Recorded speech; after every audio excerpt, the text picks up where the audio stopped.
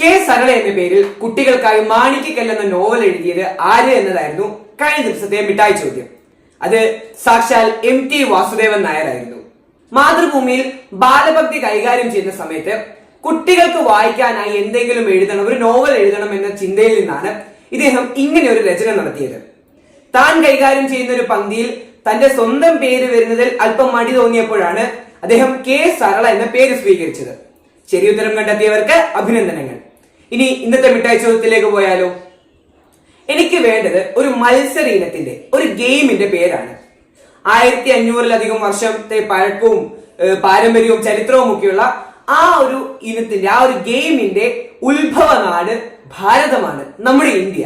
7-ാം നൂറ്റാണ്ടിൽ സസാനിയൻ സാമ്രാജ്യത്തിൽ ശത്രജ്ഞ എന്ന പേരിൽ അറിയപ്പെട്ട ഈ ഇനം പിന്നീട് അല്പം സ്വല്പം വ്യത്യാസമൊക്കെ വന്ന്, അല്പം സ്വല്പം മാറ്റമൊക്കെ വന്ന് യൂറോപ്പിൽ നാം ഇന്നറിയപ്പെടുന്ന പേരിൽ വളരെ പ്രശസ്തമായി.